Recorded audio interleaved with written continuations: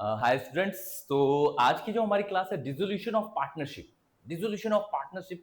अभी तक हम क्या कर रहे थे, केवल पार्टनरशिप इनिशिएट कर रहे थे, उसमें चेंजेस आ रहे थे, तो उसकी रिकॉर्डिंग्स जो जनरल एंट्रीज थी वो सारी चीजें कर रहे थे। अभी क्या है, सिर्फ सारी कंडीशंस पढ़ लिया तो अभी डिसोल्यूशन मतलब कोई चीज अगर डिसॉल्व हो जाती है यानी खत्म हो जाती है। तो अगर हम पार्टनरशिप फर्म के डिसोल्यूशन की बात कर रहे हैं तो यानी अब हमें एक पार्टनरशिप के पूरे बिजनेस को क्या करना है, वाइंड अप करना है, खत्म करना है। तो अब ये एक बिजनेस खत्म कैसे होता है कि अगर हमें एक बिजनेस को कंप्लीटली वाइंड अप करना है, खत्म करना है, तो ये कैसे होगा? ये होगा उसके बैलेंस शीट के कंटेंट्स को खत्म करके। यानी कि अगर हम एक बिजनेस के सारे असेट्स को खत्म कर दें, सारी लाइबिलिटीज को क्या कर दें, पे कर दें, तो अब हम उस बिजनेस को क्या कर सकते हैं, क्लोज कर सकते हैं। ठीक। तो इसी को थोड़ा सा पहले एक बेसिक अंडरस्टैंडिंग लेके चलते हैं कि जब हम डिसोल्यूशन की बात करते हैं तो डिसोल्यूशन दो होता है। एक डिसोल्यूशन ऑफ पार्टनरशिप और दूसरा एक डिसोल्यूशन ऑफ फर्म। दो, एक डिसोल्यूशन ऑफ पार्टनरशिप और डिसोल्यूशन ऑफ फर्म, दोनों में डिफरेंस क्या हो जाता है? बेसिक सा डिफरेंस लेके चलेंगे अभी। दोनों में डिफरेंस ये हो जाता है कि जब आप डिसोल्यूशन ऑफ पार्टनरशिप बोलते हैं तो किसी भी रीजन से अगर एक एग्रीमेंट हमारा चेंज हो रहा है, किसी भी चेंज की वजह से हमारा एक एग्रीमेंट खत्म होकर हम दूसरा एग्रीमेंट बना रहे हैं, जैसे प्रॉफिट रेशियो चेंज हो गया, पुराना एग्रीमेंट खत्म होगा पार्टनरशिप का और एक नया एग्रीमेंट बनाना पड़ेगा। एडमिशन हो रहा है किसी पार्टनर का, पुराना एग्रीमेंट खत्म हो रहा है और न्यू एग्रीमेंट बनाना पड़ रहा है। Similarly in the case of the retirement of death, कोई भी चेंजेस अगर आ रहे हैं तो पुराना पार्टनरशिप एग्रीमेंट खत्म होके हमको एक न्यू पार्टनरशिप एग्रीमेंट क्रिएट करना पड़ता है। तो ये जो प्रोसेस है इसी को हम डिसोल्यूशन ऑफ पार्टनरशिप कहते हैं। ठीक है, एक पार्टनरशिप एग्रीमेंट खत्म करके हमको एक न्यू पार्टनरशिप एग्रीमेंट बनाना है। मगर डिसोल्यूशन ऑफ फर्म में क्या हो जाता है, यहाँ closure of the business, business क्या होता है, खत्म करते हैं। कैसे बिजनेस खत्म होगा? सारे असेट्स को सेल कर देते हैं और सारी लाइबिलिटीज को पे कर दिया जाता है। और ये असेट्स को सेल करने और लाइबिलिटीज को पे करने का जो काम होता है उसके लिए जो अकाउंट क्रिएट किया जाता है ये एक रियलाइजेशन अकाउंट होता है। रियलाइजेशन अकाउंट समझो कि एक गुल्लक है जहां सारे असेट्स को बेच के पैसे को कलेक्ट करेंगे और फिर वहां से हम जितनी भी लाइबिलिटीज हैं उसको पे करेंगे। अगर कोई भी पैसा एक्स्ट्रा बचता है या लॉस जनरेट होती है तो वो कौन लेगा? वो पार्टनर्स लेंगे अपने एग्जिस्टिंग रेशियो में, सारे पार्टनर्स। ठीक है। और हम जब डिसोल्यूशन ऑफ पार्टनरशिप यानी change in profit sharing ratio, admission, retirement, death ये पढ़ रहे थे तो हम रिवैल्यूएशन अकाउंट बनाते थे जहां केवल किसी भी एक रीजन की वजह से हम उसे क्रिएट करते थे। ठीक है। अब फंडामेंटल थोड़ा अब न्यूमेरिकल की तरफ चलते हैं कि आखिर इसके जो अकाउंट्स हैं वो अकाउंट्स कौन कौन से क्रिएट होंगे।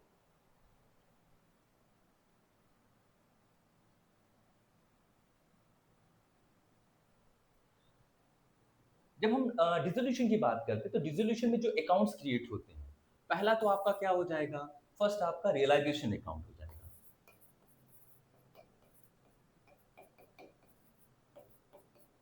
Realisation account, realisation account create करने के बाद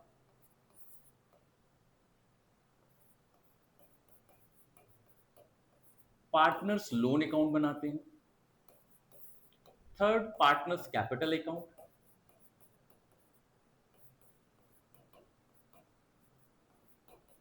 पार्टनर्स कैपिटल अकाउंट।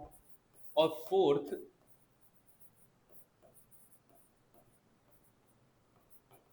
कैश या बैंक अकाउंट। इन अकाउंट्स को हमें क्या करना रहता है, मेंटेन करना रहता है। जब भी क्वेश्चन के कंडीशन के हिसाब से पता रहेगा कि कौन कौन से अकाउंट बनाने, या तो सारे बनाने रहेंगे हमको। ठीक। अभी सबसे पहले से स्टार्ट करते हैं रियलाइजेशन अकाउंट। ठीक।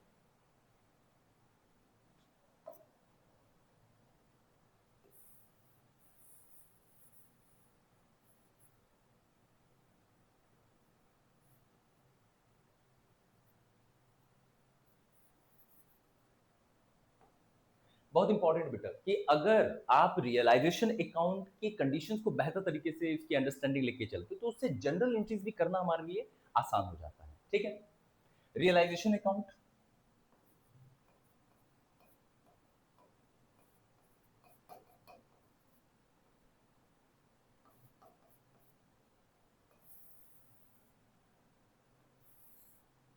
रियलाइजेशन अकाउंट, पहली चीज कि हम बिजनेस को डिसॉल्व कर रहे हैं, खत्म कर रहे हैं। अब बिजनेस जो है वो डिसॉल्व हो रहा है, खत्म हो रहा है, तो कैसे होगा? सारे असेट्स को पहले खत्म करना पड़ेगा। तो बैलेंस शीट से आपको क्या करना है? सारे असेट्स को उठा के लिखना है, टू।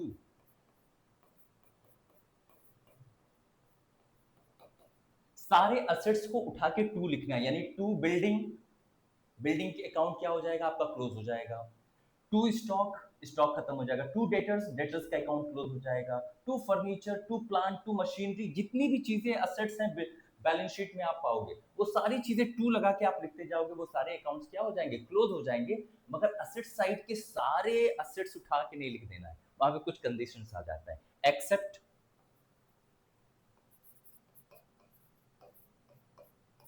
ये कौन सी चीजें हैं जो हमको पूरे असेट साइड से उठा के नहीं लिखनी है यहाँ पे? वो आ जाता है सबसे पहले आपका कैश या बैंक, क्योंकि ये अलग से अकाउंट आप बनाओगे। फिर आपके आ जाते हैं फिक्टिशियस एसेट्स।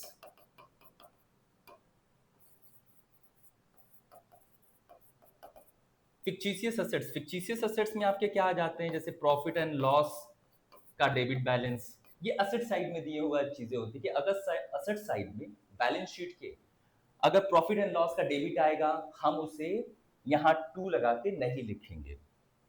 ठीक?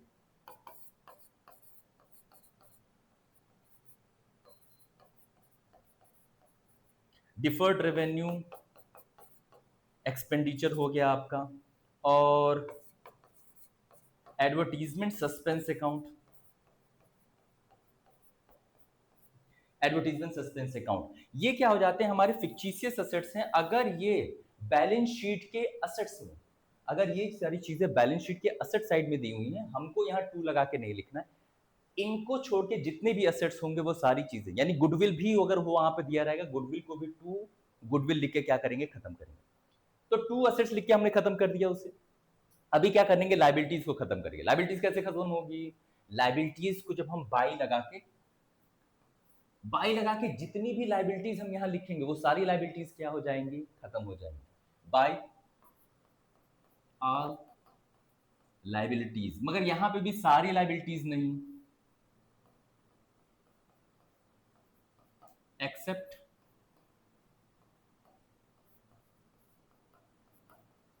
कैपिटल। किसी भी पार्टनर का कैपिटल नहीं लिखेंगे।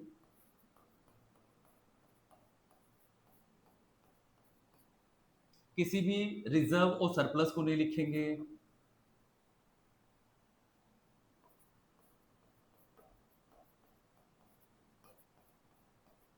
किसी भी पार्टनर के लोन अकाउंट जो होगा उसको नहीं लिखेंगे। बाकी लाइबिलिटी साइड में जो भी चीजें होंगे, क्रेडिटर होगा, बाय क्रेडिटर, क्रेडिटर खत्म। By bills payable, bills payable खत्म। By bank overdraft, bank overdraft खत्म। ये चीजें हमें ध्यान रखनी है और सारी लाइबिलिटीज को लिख देना है। अब सबसे इंपॉर्टेंट चीज आती है, यहीं पे हमको ध्यान देना है। ठीक है, देखो, जितनी भी असेट्स होंगे उनका दो ट्रीटमेंट होगा, है ना? और उसको इसके अपोजिट में हमें लिखना है। ठीक, टू ऑल असेट्स लिखा, इसके अपोजिट में। तो असेट्स का क्या कर सकते हो? असेट्स को या तो करोगे सेल, सेल करोगे, बाय कैश या बैंक जो भी लिख सकते हो। यानी किसी भी असेट्स को अगर तुम सेल करोगे तो यहां पे क्या लिखोगे? बैंक।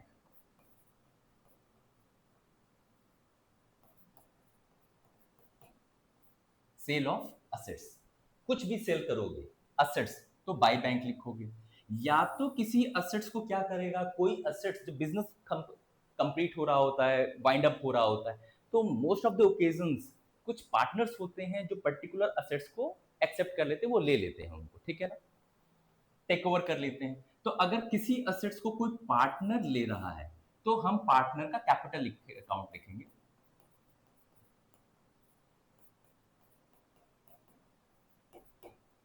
तो किसी पार्टनर का कैपिटल अकाउंट बाई करके कब लिखेंगे? जब कोई असेट्स, कोई पार्टनर टेक ओवर कर लेगा।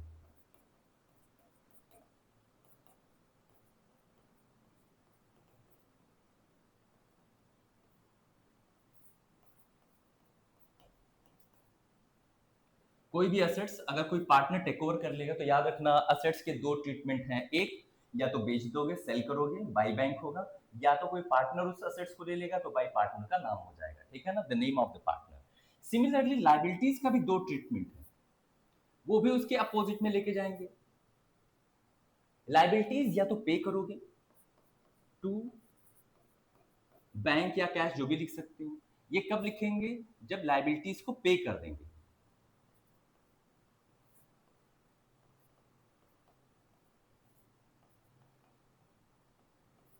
तो जिस भी लाइबिलिटी को तुम पे करोगे उसको हम टू बैंक करके लिखेंगे, ठीक है ना। और फिर लाइबिलिटी का एक और भी होगा, या तो लाइबिलिटी को कोई पार्टनर एक्सेप्ट कर लेगा कि वो पार्टनर रिस्पॉन्सिबिलिटी ले रहा है कि कोई पर्टिकुलर लाइबिलिटी है, हम उसको क्या कर देंगे, पे कर देंगे, ठीक है ना। तो अगर कोई पार्टनर रिस्पॉन्सिबिलिटी लेता है किसी भी एक्सपेंस को पे करने के लिए, तो वो क्या हो जाएगा, पार्टनर का नाम लिख देंगे, टू पार्टनर करके लिख देंगे।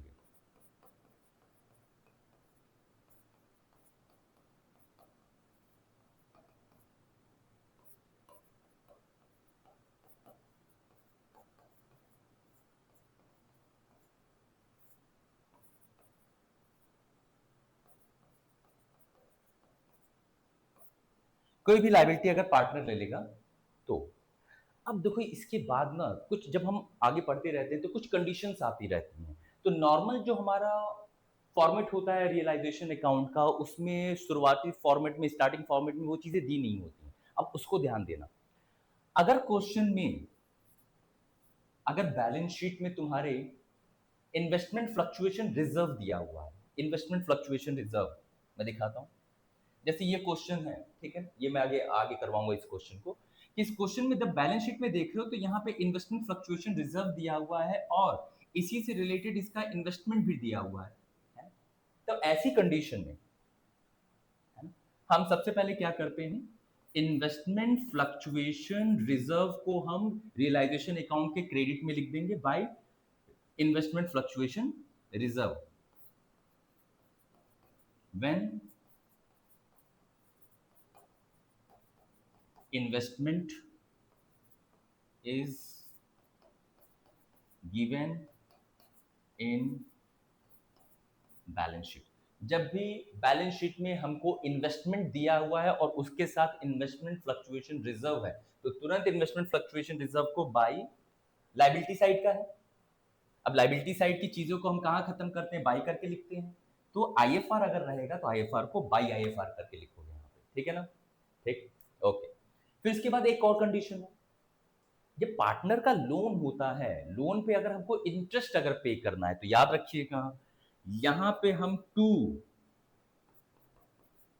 इंटरेस्ट ऑन लोन यहां पे उसे लिखेंगे क्योंकि वो एक रिस्पॉन्सिबिलिटी है, वो इंटरेस्ट हमको पे करना है। तो याद रखिएगा ये एक कंडीशन है जो नॉर्मल प्रोफार्मा में नहीं दिया होता है। हमारा ये आईएफआर है जो एक नॉर्मल प्रोफार्मा में नहीं दिया होता है। तो ये एडिशनल दो चीजें हैं, इसे याद रखना कि आईएफआर में हमको इसे लिखना है, ठीक है ना। ये रियलाइजेशन अकाउंट में ये हमको लिखना है। अब रियलाइजेशन अकाउंट हमारा प्रिपेयर हो जाएगा। एक और चीज,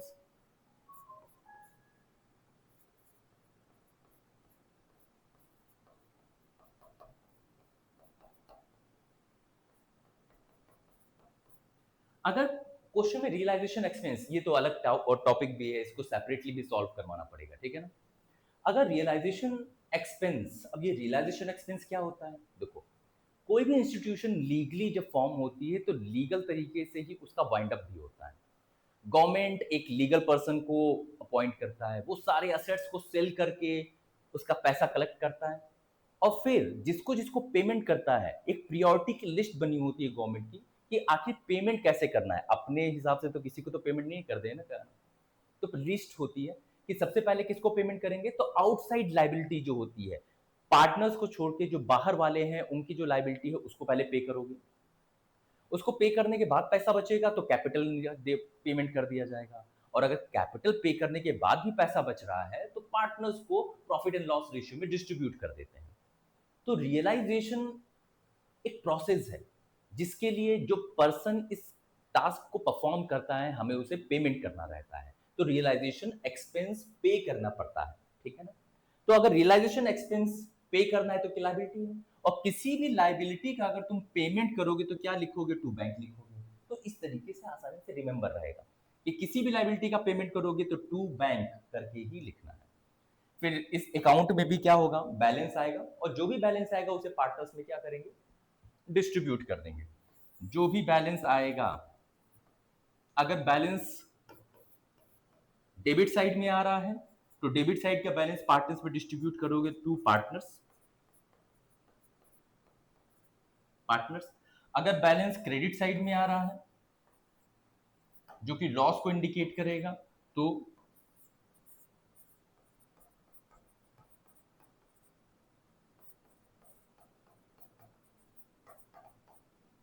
पार्टनर्स कैपिटल अकाउंट। ठीक है, चलो ये हमारा रियलाइजेशन अकाउंट हो गया। मगर सबसे कॉम्प्लिकेटेड टास्क कब हो जाता है, जब रियलाइजेशन अकाउंट से रिलेटेड तुमको जनरल एंट्रीज करने के लिए कह देगा। ठीक है ना, अब उस जनरल एंट्रीज को समझना भी इसी के थ्रू पॉसिबल है आराम से। ठीक है ना,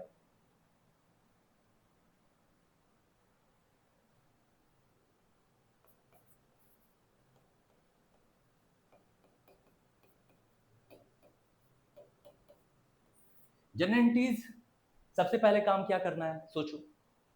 सबसे पहले जब तक हर एक चैप्टर का क्या होता है बेटा, कि एक थॉट प्रोसेस होता है कि उस चैप्टर को कैसे लेके चलना है। ठीक, सिमिलरली डिसोल्यूशन में हम कैसे लेके चलेंगे, सबसे पहले सारे असेट्स को खत्म करना। और कैसे खत्म किए थे सारे असेट्स को, सारे असेट्स को टू लगा के खत्म किया था। ठीक है, तो जनरल एंट्रीज में क्या करेंगे, सबसे पहला सारे असेट्स को खत्म करने का, तो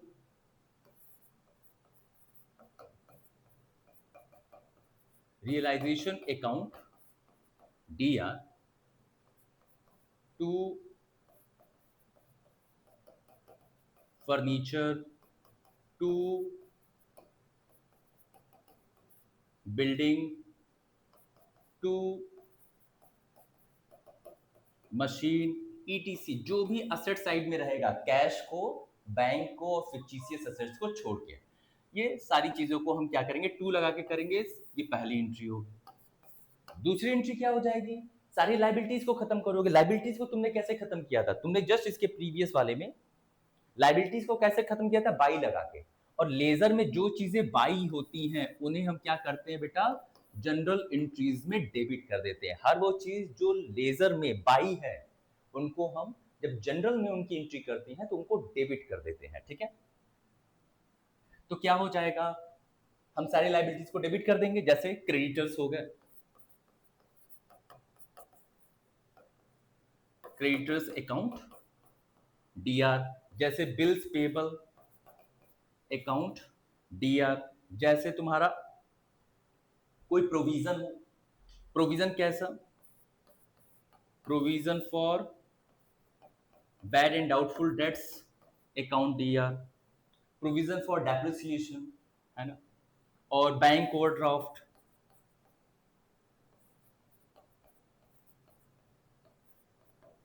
बैंक ओवरड्राफ्ट अकाउंट डीआर। तो जो लाइबिलिटीज हैं, कैपिटल, रिजर्व, सरप्लस और पार्टनर के लोन को छोड़ के हम ट्रांसफर कर देते हैं। अच्छा, क्यों इन्हें छोड़ देते हैं, capital separately partners capital account बनता है तो यहां नहीं लिखेंगे। रिजर्व पार्टनर्स कैपिटल अकाउंट में ही डिस्ट्रीब्यूट कर देते हैं, इस वजह से यहां नहीं लिखेंगे। पार्टनर का लोन अकाउंट सेपरेटली बनता है तो पार्टनर्स का लोन भी यहां पे ट्रांसफर नहीं करेंगे। ठीक है ना, तो हर वो चीज जिसका एक सेपरेट ट्रीटमेंट होता है उसको हमें रिवैल्यूएशन रियलाइजेशन अकाउंट में ट्रांसफर नहीं करना है। तो ये दो एंट्री हो गई, सारे असेट्स टू करके खत्म कर दिए, सारी लाइबिलिटीज डेबिट करके खत्म कर दिए। अच्छा, खत्म कैसे हो जा रहा है, थोड़ा सा अगर सोचोगे, अकाउंटिंग का रूल है किसी भी चीज को अगर तुमको खत्म करना है तो उसकी हमें रिवर्स एंट्री करनी रहती है। जब तुम असेट्स परचेस करते थे और जनरल एंट्री करते थे तो क्या होता था, सारे असेट्स को डेबिट करते थे। तो देखो सारे असेट्स टू लगा के क्रेडिट कर दिया, खत्म।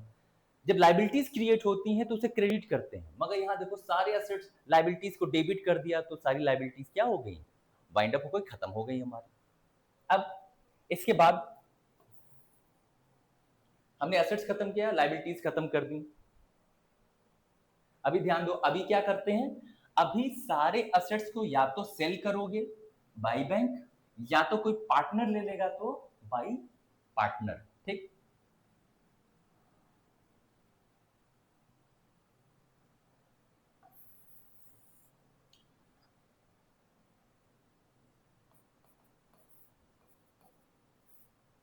If any asset is sold, अगर कोई भी असेट सेल होगा तो एंट्री क्या हो जाएगी, हमारी हमारी एंट्री हो जाएगी। तो कोई भी असेट्स अगर सेल होगा तो याद रखिएगा, अगर मैंने तुमसे ये पूछा कि फर्नीचर को सेल कर दिया गया तो एंट्री क्या होगी, तो दिमाग में एक एंट्री आ सकती है कि बैंक बैंक के थ्रू कर दिया, तो बैंक अकाउंट दिया टू फर्नीचर। अब याद रखना, तुमने सारे असेट्स को टू लगा के लिख दिया है, तो फर्नीचर भी टू लगा के लिखा होगा, फर्नीचर भी खत्म हो गया, हम दोबारा से फर्नीचर की एंट्री नहीं कर सकते हैं। तो कोई भी असेट्स अगर तुम सेल कर रहे हो तो एंट्री केवल एक ही होगी, वो क्या हो जाएगा आपका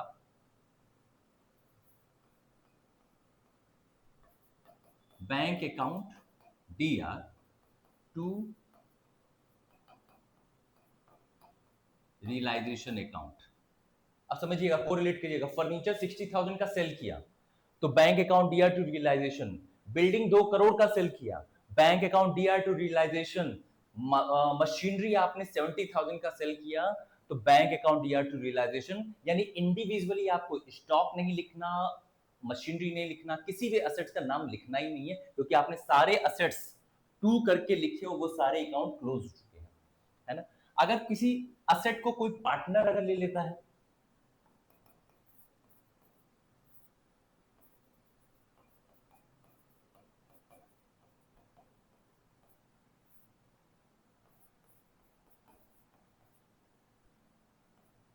अगर कोई भी असेट्स कोई पार्टनर अगर ले ले रहा है, तो पार्टनर अगर ले ले रहा है तो पार्टनर का नाम आ जाता है, याद रखिएगा। तो फिर पार्टनर्स कैपिटल अकाउंट दिया टू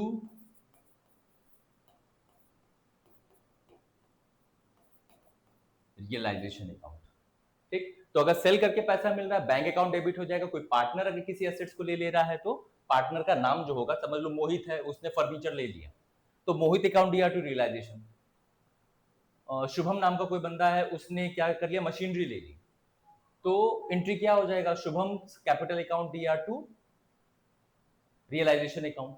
ठीक, अब इसी तरीके से लाइबिलिटीज का भी हो जाता है। लाइबिलिटीज का भी सेम सीन है आपका, कैसे, लाइबिलिटीज जब भी पे करोगे तुम सबसे पहले रियलाइजेशन अकाउंट डियर,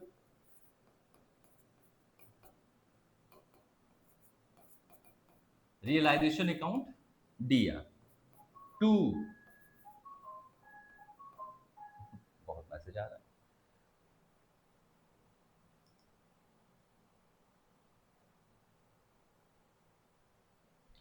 अगर आप किसी भी लाइबिलिटी का पेमेंट कर रहे हो तो टू बैंक,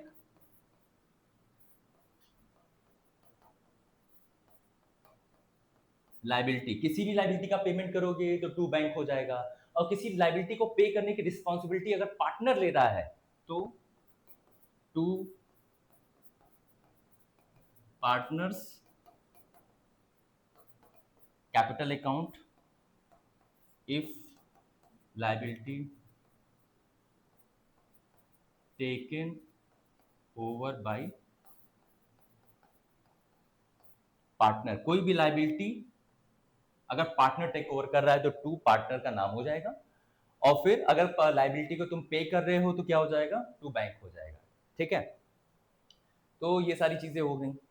तुमने असेट्स खत्म किया, लाइबिलिटीज खत्म की, असेट्स सेल करोगे या पार्टनर ले लेगा, लाइबिलिटी का पेमेंट करोगे तो पार्टनर उसकी रिस्पॉन्सिबिलिटी ले लेगा। ये सारी चीजें जब रैप अप हो जाएंगी तो फिर लास्ट में क्या होगा, रियलाइजेशन अकाउंट में एक बैलेंस बचेगा, उस बैलेंस को आप क्या करोगे, पार्टनर्स को ट्रांसफर करोगे, है ना।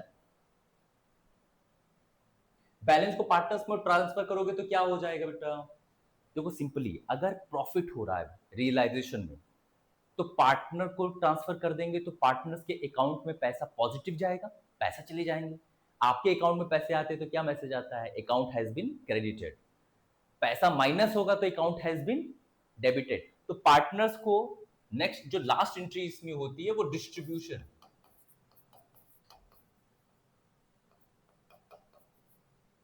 डिस्ट्रीब्यूशन की एंट्री होती है।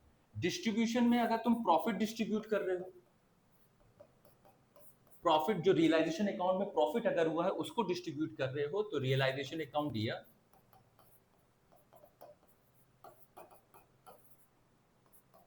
और टू टू क्या हो जाएगा, पार्टनर्स को पैसा मिल रहा है, पार्टनर्स का कैपिटल अकाउंट क्या हो जाएगा, क्रेडिट हो जाएगा।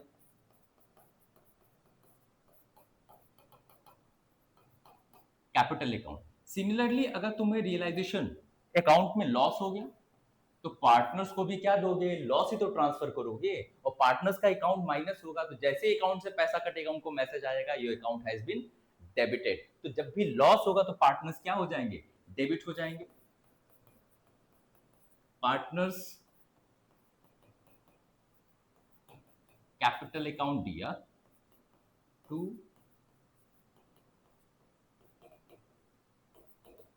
रियलाइजेशन अकाउंट, ठीक है। तो इसी 4 सेगमेंट में हमको 4 से 5 सेगमेंट में हमें क्या करना है, जनरल एंट्रीज करनी है रियलाइजेशन अकाउंट की। पहला असेट्स खत्म करो, फिर लाइबिलिटीज खत्म करो। असेट्स का पेमेंट या पार्टनर ले लेगा, लाइबिलिटीज का असेट्स को सेल करोगे या तो पार्टनर ले लेगा, लाइबिलिटीज या तो पे करोगे या तो पार्टनर उसकी रिस्पॉन्सिबिलिटी ले लेगा, और लास्ट में जो वैल्यू बचेगी, बैलेंस बचेगा, वो पार्टनर्स में क्या करना है, डिस्ट्रीब्यूट करना है। तो आप ये चीज समझिएगा कि प्रीवियस ईयर में कई बार हमको लेजर अकाउंट बनाना बहुत कंफर्टेबल लगता है और हम रियलाइजेशन अकाउंट की जनरल एंट्रीज नहीं करते, और ये सबसे बड़ी गलती हो जाती है हमारी। कितने एमसीक्यू होते हैं जो रियलाइजेशन अकाउंट के बेस पे आते हैं, ठीक है, और पूरा का पूरा 6 मार्क्स का आ गया तो बस गड़बड़, ठीक है। तो हम इसे छोड़ नहीं सकते।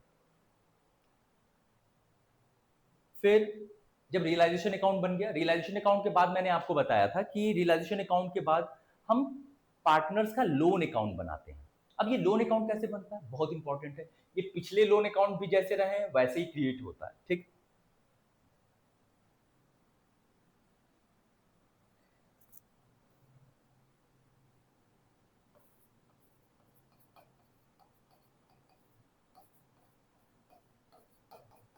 अब देखो, पार्टनर्स का लोन अकाउंट समझने के लिए तुमको बैलेंस शीट में जाना पड़ेगा। बैलेंस शीट में जब तुम जाओगे बेटा तो असेट्स, आई बेग पार्डन,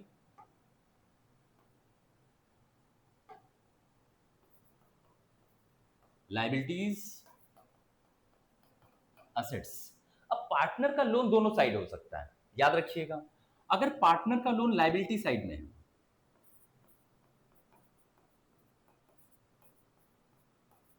अगर पार्टनर का लोन लाइबिलिटी साइड में है तो जब पार्टनर का लोन अकाउंट तुम बनाओगे, हर लाइबिलिटी क्रेडिट से प्लस होती है, जिधर प्लस होता है उधर ही हम लिखते हैं by balance BD, value of loan. फिर से समझिएगा, अगर पार्टनर का लोन लाइबिलिटी साइड में दिया हुआ है तो हर लाइबिलिटी क्रेडिट से प्लस होती है, क्रेडिट नेचर होता है लाइबिलिटीज का, तो जिधर प्लस होता है उधर ही हम बैलेंस बीडी लिखते हैं। तो लोन की वैल्यू हम क्रेडिट में बाई बैलेंस बीडी करके लिखोगे, और इसका क्या करोगे, इस पे पेमेंट कर दोगे नेक्स्ट, तो टू बैंक या कैश, ये बताएगा पेमेंट। पेमेंट तो जैसे ही लाइबिलिटी लोन है और फिर लिखोगे, उसके बाद उसकी जस्ट तुरंत उसको क्या करोगे, पे कर दोगे। क्यों, क्योंकि बिजनेस खत्म हो रहा है, हम कोई भी लाइबिलिटी रखेंगे नहीं, हम उसे पे करके क्या करेंगे, खत्म करेंगे, ठीक। उसी तरह के असेट्स, अगर पार्टनर का लोन असेट साइड में होगा। अच्छा, एक और चीज, अगर यहां इंटरेस्ट आ रहा है तो अब याद रखना, तुम्हें थोड़ा सा फ्लैशबैक में लेके जाता हूं कि जब तुमने रियलाइजेशन अकाउंट बनाया था और इंटरेस्ट ऑन लोन को कहां लिखा था जब पे करना था, तो रियलाइजेशन अकाउंट में तुमने इंटरेस्ट ऑन लोन लिखा था।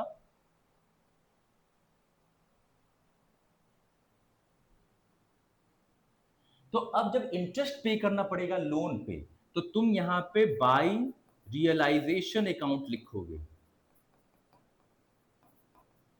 यहां रियलाइजेशन अकाउंट लिखोगे जिसमें तुम इंटरेस्ट की वैल्यू लिखोगे, इंटरेस्ट ऑन लोन, ठीक। इस चीज को ध्यान रखिएगा, क्योंकि हमने interest on loan realisation account में लिख दिया था, तो वहां से लेके आओगे तो रियलाइजेशन अकाउंट लिखोगे, वैल्यू इंटरेस्ट की हो जाएगी। ये चीज याद रखना है तुमको, स्टार मारो इस पे, ठीक है। फिर उसके बाद असेट साइड में अगर पार्टनर का लोन आता है,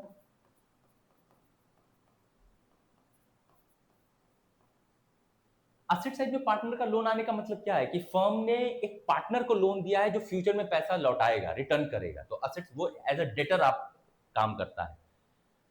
तो पार्टनर का लोन अगर असेट साइड में है, याद रखिएगा असेट्स का नेचर डेबिट होता है तो डेबिट से प्लस हो जाएगा, और जिधर प्लस होता है हम उधर ही लिखते हैं balance BD, to balance BD, value of loan. ठीक, और फिर हम जस्ट इसके अपोजिट फिर से बैंक की एंट्री करेंगे कि वो पैसा हमको रिसीव हो गया बाय बैंक। तो जहां भी तुम बीडी लिखोगे उसके अपोजिट बैंक लिख देना है, क्योंकि हमको ये पेमेंट का बाय बीडी, तो यहां पे बैंक का। ठीक, तो इस तरीके से हमारे लोन, पार्टनर का लोन दोनों साइड हो सकता है, ठीक है ना, तो इसे याद रखना है।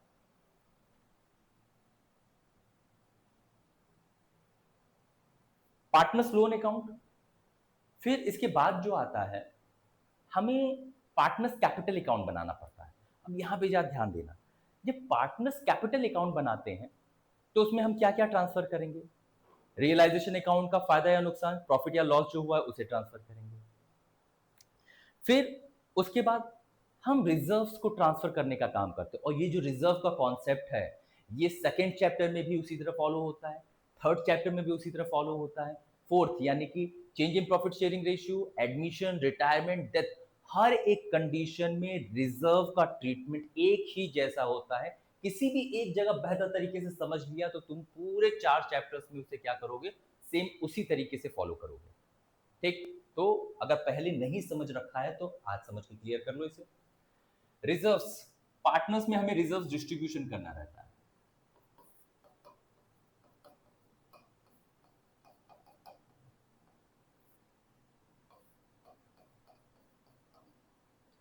डिस्ट्रीब्यूशन ऑफ रिजर्व किसमें करते हैं, पार्टनर्स कैपिटल अकाउंट में रिजर्व को ले जाके डिस्ट्रीब्यूट करते हैं, मगर उसका एक बेसिक सा फंडा है, अगर हमारे पास दिमाग में वो चीज रहेगा तो कभी कोई दिक्कत आएगी ही नहीं। देखो रिजर्व्स जो होते हैं वो बैलेंस शीट के दोनों साइड में होते हैं, रिजर्व्स जो होते हैं वो बैलेंस शीट के दोनों साइड में होते हैं।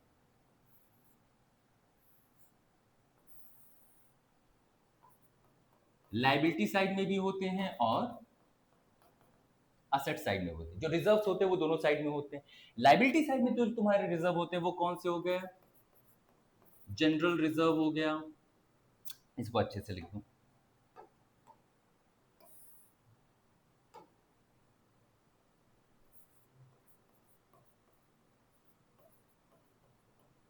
General reserve,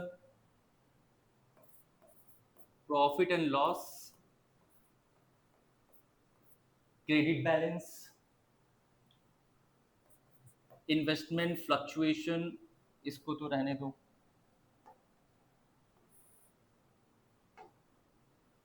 workmen compensation reserve या कोई अदर रिजर्व, रिजर्व। ये जो सारे रिजर्व्स होते हैं लाइबिलिटी साइड वाले, ध्यान दीजिएगा, ये जितने रिजर्व्स होते हैं लाइबिलिटी साइड वाले ये सब एक्यूमुलेशन ऑफ प्रॉफिट होते हैं। प्रॉफिट में से पैसा इकट्ठा कर करके ये रिजर्व्स बनाए हुए थे, तो जब प्रॉफिट का हिस्सा है तो पार्टनर्स में क्या हो जाएगा, डिस्ट्रीब्यूट होगा। पार्टनर्स में डिस्ट्रीब्यूट होगा तो क्या हो जाएगा बेटा, पार्टनर्स को पैसा मिलेगा उनके अकाउंट में, पार्टनर्स को क्या कर देंगे, क्रेडिट कर देंगे,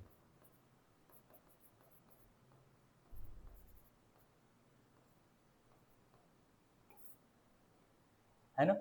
और इनको हम क्या कर देंगे, अब समझना, ये लाइबिलिटी साइड होती है, लाइबिलिटी का क्रेडिट नेचर होता है, लाइबिलिटी का नेचर क्रेडिट होता है, और अगर हम ये डिस्ट्रीब्यूट करके खत्म कर रहे हैं तो खत्म कैसे होगा, कोई क्रेडिट नेचर की चीज खत्म कैसे होगी, जब हम उसे क्या कर दें, डेबिट। तो तुम जहां भी एंट्रीज पाओगे सेकंड चैप्टर से across the second chapter two the fifth chapter, आप इसे हमेशा डेबिट पाओगे। जनरल रिजर्व डेबिट करते हैं, profit and loss credit debit, workman compensation reserve debit करते हैं, इनको डेबिट कर देना है और पार्टनर्स को क्या करेंगे, क्रेडिट कर देंगे, ठीक है ना। तो जनरल रिजर्व अकाउंट दिया, प्रॉफिट एंड लॉस अकाउंट दिया, वर्कमैन कंपनसेशन अकाउंट दिया टू पार्टनर्स जो भी एबीसीडी पार्टनर्स हैं, ठीक। सिमिलरली असेट साइड में भी हमारे रिजर्व्स होते हैं मगर वो एक्यूमुलेशन ऑफ लॉस होते हैं। इसमें क्या क्या आ जाएगा आपका, जैसे आपने profit and loss, debit balance, deferred revenue expenditure हो गया, एडवर्टीजमेंट सस्पेंस अकाउंट हो गया। ये सारी चीजें क्या होती है बेटा? इन्हें हम फिक्टिशियस असेट्स कहते हैं, जो मैंने आपको बताया था कि हम रियलाइजेशन अकाउंट में, आपको दिखा देता हूं मैं, ये देखो, हम सारे असेट्स को ट्रांसफर करते हैं रियलाइजेशन अकाउंट में, कैश, बैंक और फिक्टिशियस असेट्स को छोड़ के। यही फिक्टिशियस असेट्स, ये क्या है? एक्यूमुलेशन ऑफ लॉस होते हैं बेटा। असेट साइड में ये ज्यादा चीजें क्या होते हैं? एक्यूमुलेशन ऑफ लॉस, जिसे हम फिक्टिशियस असेट्स कहते हैं। अब बताओ, अगर लॉस है और वो पार्टनर्स को डिस्ट्रीब्यूट होगा, तो पार्टनर्स का अकाउंट माइनस हो जाएगा। तुम्हारे अकाउंट से पैसे कम होंगे तो क्या होगा? Account has been debited. तो ये सारी चीजें पार्टनर्स का अकाउंट माइनस कर देंगी, तो पार्टनर्स का अकाउंट का मैसेज क्या आएगा? डेबिट। तो पार्टनर्स को हमें डेबिट कर देना है, पार्टनर्स को डेबिट कर देना है, और इनको हमें क्या कर देना है? क्रेडिट कर देना है। तो partners capital account DR2, profit and loss debit balance, deferred revenue expenditure, advertisement suspense account. और फिर से कॉमन, अगर फंडामेंटल की बात करो, तो हर असेट्स का नेचर क्या होता है? डेबिट। अब डेबिट की चीजों को पूरी तरीके से खत्म करना है डिस्ट्रीब्यूट करके, तो हमें उन्हें क्या करना पड़ता है? क्रेडिट। तो क्रेडिट करने का यही रीजन है।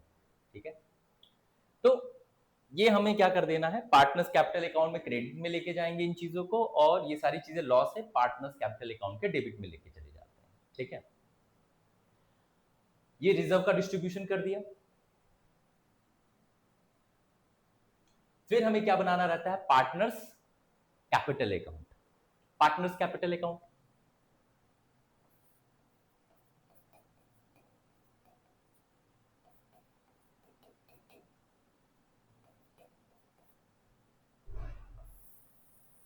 Partners capital account, partners capital account debit, हर वो चीज जो पार्टनर्स का पैसा कम हो रहा है।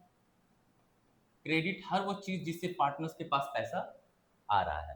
पार्टनर्स के पास पहले से पैसा होगा, invested amount by balance BD। अब इनको जितने भी पैसे आए, रियलाइजेशन पे अगर फायदा हो रहा है तो बाय रियलाइजेशन, अगर उनको प्रॉफिट हो रहा है रियलाइजेशन पे, फिर बाय रिजर्व्स, अगर कोई भी रिजर्व है जो पार्टनर्स में डिस्ट्रीब्यूट कर रहे हैं, वो कौन सा रिजर्व? लायबिलिटी साइड वाली, याद रखिएगा, लायबिलिटी साइड वाले रिजर्व्स पार्टनर्स को प्रॉफिट में डिस्ट्रीब्यूट कर देते हैं यहां पे। सिमिलरली रियलाइजेशन पे अगर लॉस हो रहा है तो टू रियलाइजेशन, अगर रियलाइजेशन पे लॉस हुआ है, फिर रिजर्व्स, रिजर्व्स कौन से रिजर्व्स? वो असेट साइड वाले जो लॉस को इंडिकेट करते थे। ठीक है, ये सारे। अगर कोई असेट्स पार्टनर ले ले रहा है,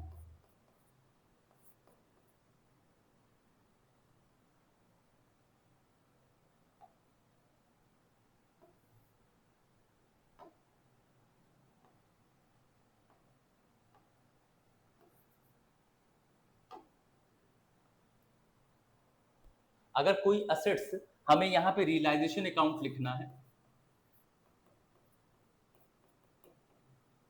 रियलाइजेशन अकाउंट कब लिखेंगे एक बार और? अगर कोई असेट्स पार्टनर ले ले रहा है, टेक ओवर।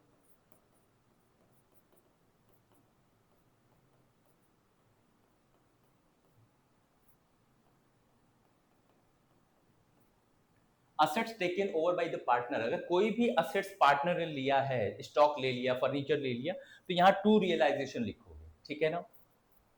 उसी तरीके से कोई लाइबिलिटी अगर पार्टनर ने एक्सेप्ट कर लिया है पे करने के लिए, ठीक है, तो बाई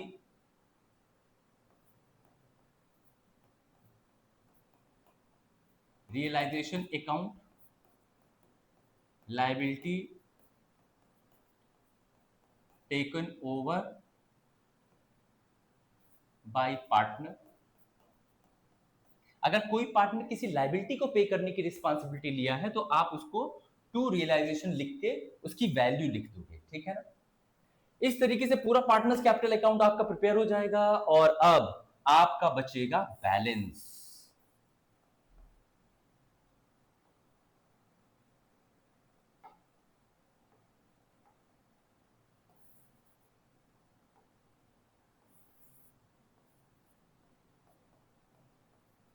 आपका बचेगा बैलेंस। पहले क्या होता था, बैलेंस बचता था, जो बैलेंस जो भी आता था आप उसे टू बैलेंस सीडी लिखते थे ना, मगर अब नहीं लिखेंगे। क्यों? पहले सीडी इस वजह से लिखते थे कि बिजनेस चल रहा है, कैपिटल उनका बिजनेस में ही लगा हुआ है, इन्वेस्टेड है, तो बचा हुआ कैपिटल आगे भी कैरी फॉरवर्ड करते रहेंगे, तो यहाँ पे सीडी हो जाता था। मगर अब तो बिजनेस कंप्लीट हो रहा है, खत्म हो रहा है, तो जो भी पार्टनर्स का कैपिटल है उसे भी हम क्या करते हैं, पेमेंट कर देते हैं। तो यहाँ पे क्या हो जाएगा, जो भी बैलेंस आएगा उसे बैलेंस सीडी नहीं लिखेंगे, बल्कि उसका क्या हो जाएगा, पेमेंट हो जाएगा टू कैश या बैंक लिख देंगे। अब पार्टनर्स का जो भी बैलेंस बचेगा उसका पूरा का पूरा क्या हो जाएगा, पेमेंट हो जाएगा। और लास्ट में आप बनाओगे बैंक या कैश अकाउंट, बैंक या कैश अकाउंट बनाओगे। डेबिट साइड में हर वो चीज जिससे पैसा आ रहा है वो लिखोगे। तुमने असेट्स को सेल किया, वो पैसा आएगा, ठीक है ना। हर वो चीज रीजन जिससे कि पैसा आपका माइनस हो रहा है, हर वो चीज, आपने लायबिलिटी का पेमेंट किया, आपने पार्टनर्स की कैपिटल का पेमेंट किया, वो सारे पेमेंट यहां लिखोगे। और लास्ट में आपका डेबिट और क्रेडिट साइड एक दूसरे के क्या हो जाएगा, इक्वल है, तो यानी कि तुमने जो क्वेश्चन सॉल्व किया वो बिल्कुल सही है, ठीक है। तो ये पूरा का पूरा एक माइंड मैप की तरह मान लो कि एक पूरा का पूरा एक कॉन्सेप्ट बिल्डिंग इस चैप्टर का है कि इसी बेस पे हमें लेके चलना है। छोटी छोटी चीजें वो अलग अलग होती रहती हैं, वो तो अलग हो गया, ठीक है ना। अब इस पे एक क्वेश्चन लगाते हैं, ठीक। तो पूरी की पूरी एक ये जो हमने थॉट प्रोसेस लेके चले हैं वो सारी चीज क्लियर हो जाएंगी, ठीक।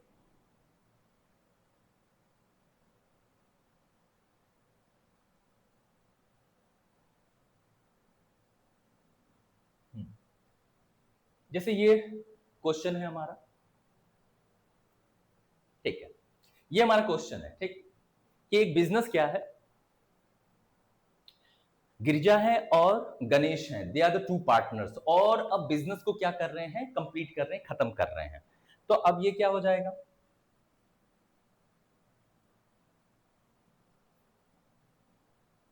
सबसे पहले क्या करना है बेटा, रियलाइजेशन अकाउंट बनाने के लिए बोला है कि प्रिपेयर द रियलाइजेशन अकाउंट। तो रियलाइजेशन अकाउंट अब साथ में बनाना है, एक एक चीज लेके, ठीक है ना।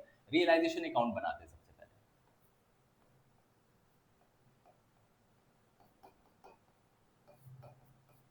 रियलाइजेशन अकाउंट,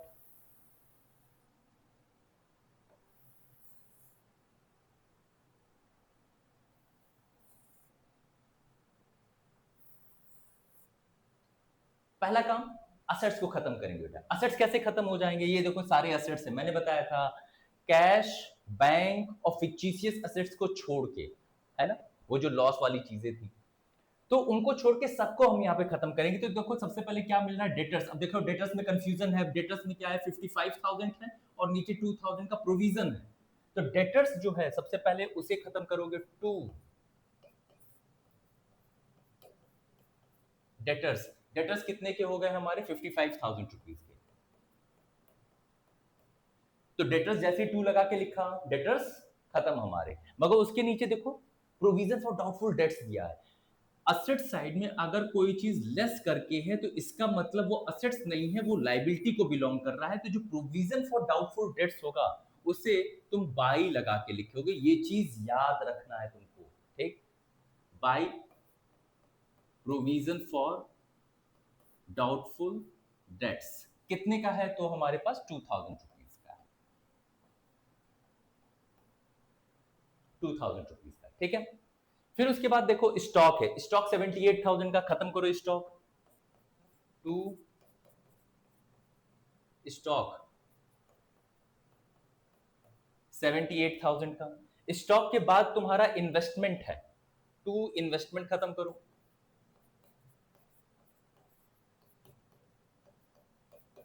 इन्वेस्टमेंट कितने का है हमारा?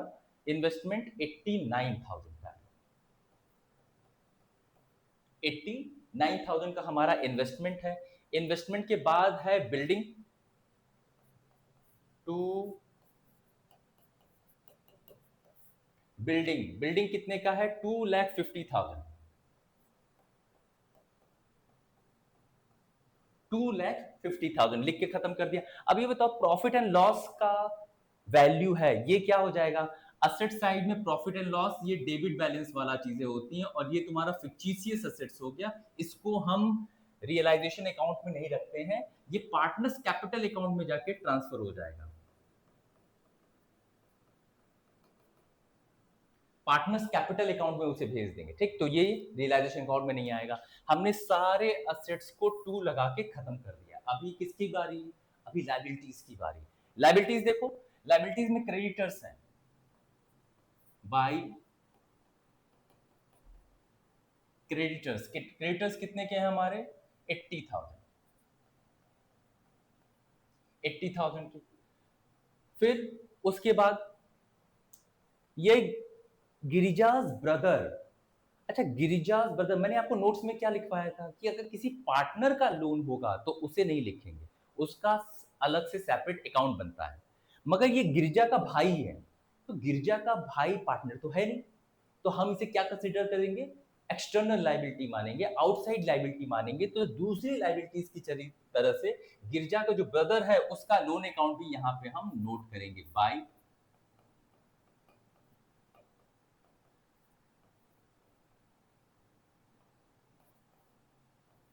कितने का है गिरजा ब्रदर्स लोन? इज 77,000, ठीक है। फिर उसके बाद गिरजा का लोन है। गिरजा देखो ये पार्टनर है, पार्टनर का लोन अकाउंट सेपरेट बनाया जाता है। छोड़ दीजिए इन्वेस्टमेंट फ्लक्चुएशन, मैंने आपको इस पे नोट लिखवाया था कि अगर यहाँ पे इन्वेस्टमेंट है और इससे रिलेटेड इन्वेस्टमेंट फ्लक्चुएशन रिजर्व है, हम उसको रियलाइजेशन अकाउंट में ही ट्रांसफर करते हैं। इन्वेस्टमेंट फ्लक्चुएशन रिजर्व कितने का है? तो 15,000 का है। 15,000 का। फिर बाद में पार्टनर्स कैपिटल आ रहा है, तो अभी मैंने बताया था कि पार्टनर्स के कैपिटल, रिजर्व, सरप्लस और पार्टनर का लोन, हम इसे यहां नहीं लिखते हैं, ठीक है। तो ना लोन अकाउंट लिखा और ना पार्टनर्स का कैपिटल। तो ये हमने क्या किया बेटा?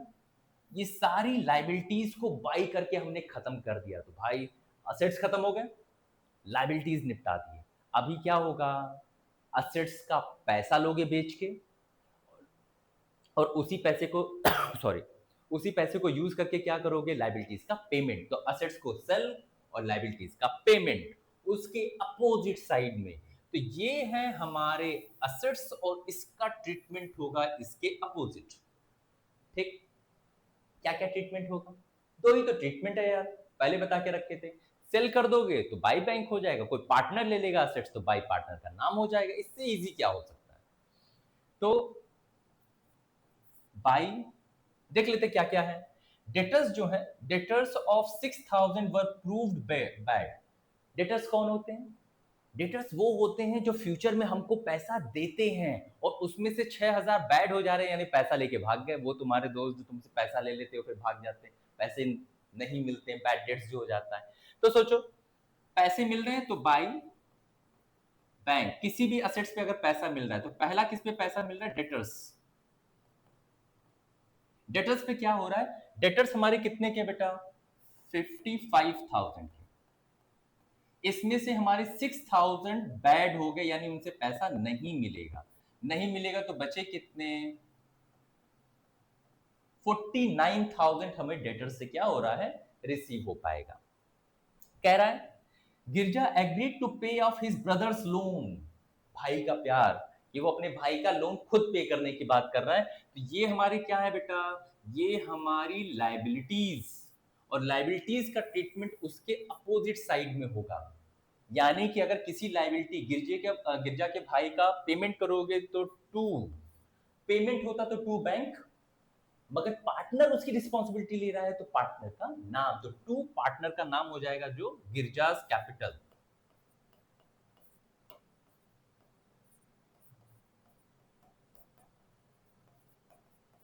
गिरजास कैपिटल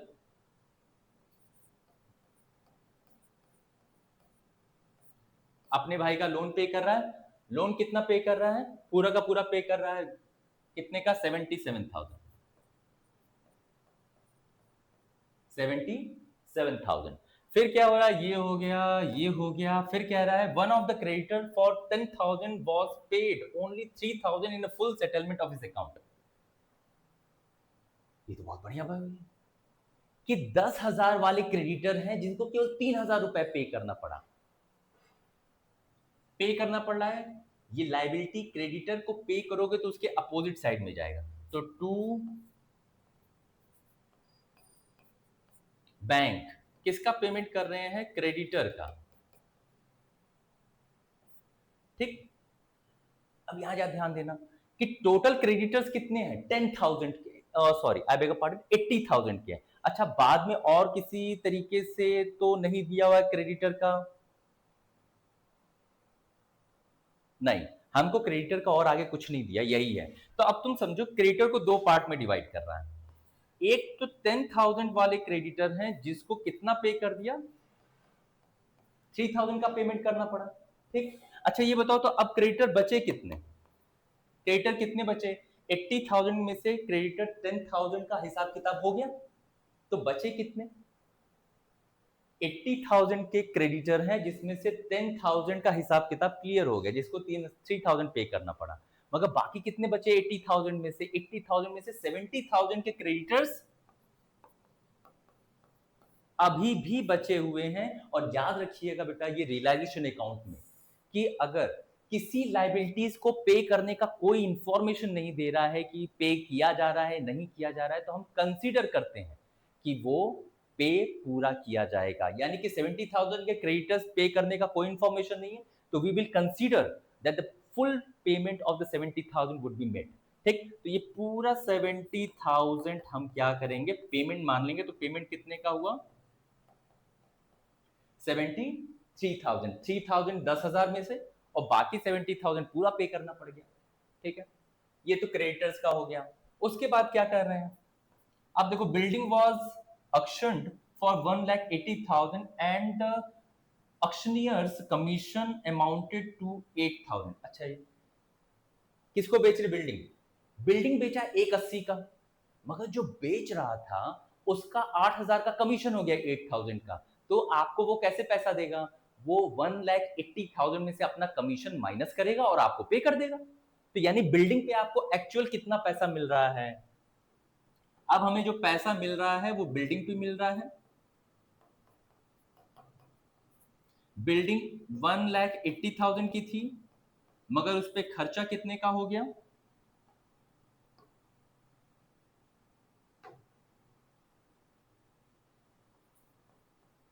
8,000 का एक्सपेंस हो गया। तो हमको एक्चुअल अमाउंट जो रिसीव हो रहा है वो कितना हो रहा है? 1,72,000 रुपीज। ठीक है। उसके बाद आता है Ganesh took over the part of the stock at 4,000। 4,000 का स्टॉक गणेश ने ले लिया, being 20% less than the book value. 4,000 का ले लिया जो कि बुक वैल्यू से कितना कम है? 20% कम है। And balance of the stock was handed over to the remaining creditors in the full settlement of their account. अब देखो, यही मेरे पढ़ने की गलती, और इसी तरह एग्जाम में तुम भी गलती कर दोगे तो हो जाएगा। शाइन कर रहा था मुझे कॉर्नर में दिखाने कि यहाँ पे क्रेडिटर लिखा हुआ है। ठीक है, हमें यहां से ये हटाना पड़ेगा कि क्रेडिटर्स अगर कुछ नहीं बोला हो तो 70 पे करते।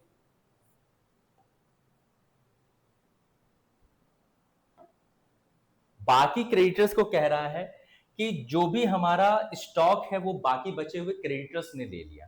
ठीक। अब एक ये रियलाइजेशन अकाउंट में इसे याद रखना अगर किसी लाइबिलिटी का पेमेंट किसी असेट्स को दे के तुम कर रहे हो कि एक क्रेडिटर है, उसने स्टॉक ले लिया और कहा कि हिसाब किताब पूरा, तो ऐसी कंडीशन में हम कोई एंट्री करते ही नहीं है। याद रखिएगा, if any liabilities has been paid by the giving any particular asset and account has been settled, so there is no need to make any entry, कि हमको किसी एंट्री करने की जरूरत है ही नहीं फिर। तो इसको लेके चलते हैं। पहले ये Ganesh took over the part of the stock at 4000। किसी असेट्स को अगर कोई पार्टनर ले लेता है तो असेट्स के अपोजिट उसकी एंट्री होगी। कौन ले रहा है? तो गणेश ले रहा है, बाई गणेश कैपिटल अकाउंट।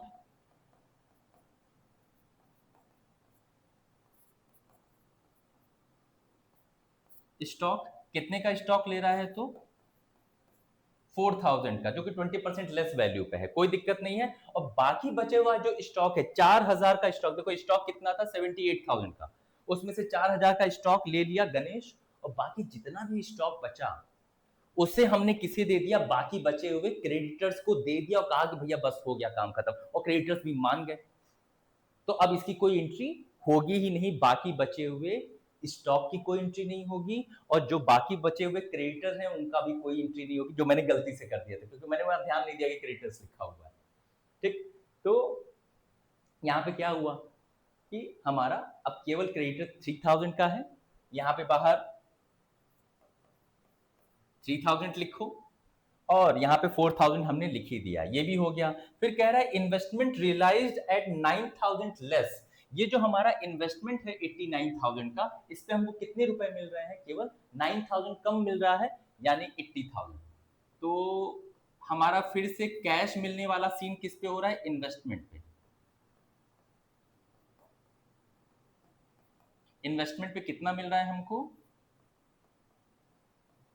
80,000। ठीक है, 80,000 हमको इन्वेस्टमेंट पे मिल गया, ये भी हो गया। फिर कह रहा है realisation expenses amounted to 17,000 as were paid by the Ganesh. Realisation expense 17,000 का, तो वो हमें पे करना है, पे करना एक लाइबिलिटी है, और उसे पे कौन कर रहा है? गणेश। तो अगर किसी लाइबिलिटी को अगर पे करते हो तो टू बैंक लिखते हो, मगर उस लाइबिलिटी को अगर कोई पार्टनर पे करने की बात कर रहा है तो हमें यहाँ पे क्या लिखना पड़ेगा? हमें उस पार्टनर का नाम लिखना होगा। तो टू गणेश कैपिटल अकाउंट, कितने का? तो 17,000।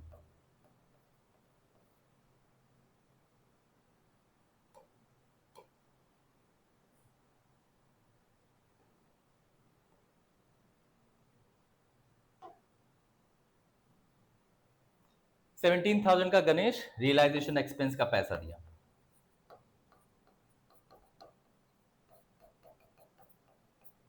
रियलाइजेशन एक्सपेंस का इसने पैसे दे दिए। ठीक है, तो ये क्या हो गया? हमारा रियलाइजेशन अकाउंट पूरा हो गया। इस रियलाइजेशन अकाउंट का हम टोटल करके जो भी पैसा बचेगा वो पार्टनर्स में क्या कर देंगे? डिस्ट्रीब्यूट कर देंगे। पूरा पैसा कितना हो जाएगा?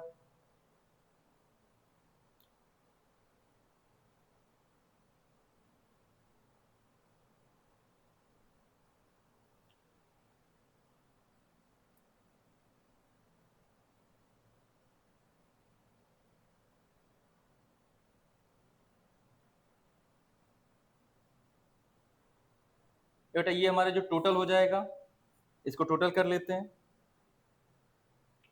सारी चीजें लिख दी बाहर, ठीक है। तो ये हो जाएगा 6,19,000। ज्यादा टाइम चला जाएगा फिर से अगर मैं अपने खुद से करना बैठूंगा तो। और 6,19,000, ये क्रेडिट साइड का सारा बैलेंस अगर माइनस कर देंगे तो वैल्यू हमारा कितना आ जाएगा? 90,000। 90,000 का हमारा क्या आ रहा है बेटा? ये लॉस आ रहा है, और लॉस पार्टनर्स में डिस्ट्रीब्यूट कर देंगे हम बाय पार्टनर्स कैपिटल अकाउंट।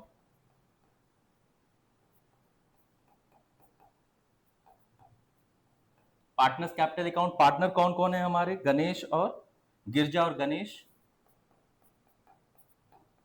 गिरजा को इसमें शेयर मिल जाएगा 36,000, क्योंकि उसका हिस्सा है 2:3 का, 2:3 में इसे डिस्ट्रीब्यूट कर देंगे, ये गिरजा हो गया, और गणेश को इसमें शेयर कितना मिल जाएगा, 54,000 रुपीज।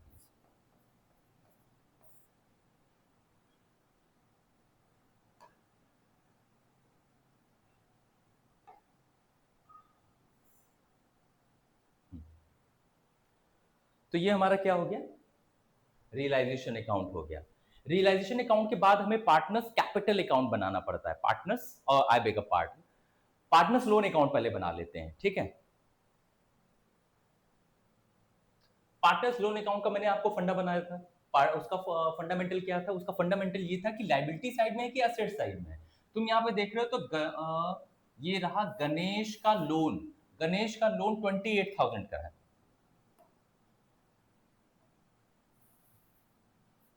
गणेश का लोन 28,000 का है, लाइबिलिटी साइड में है। अगर गणेश का लोन अकाउंट बनाओगे तो क्या हो जाएगा,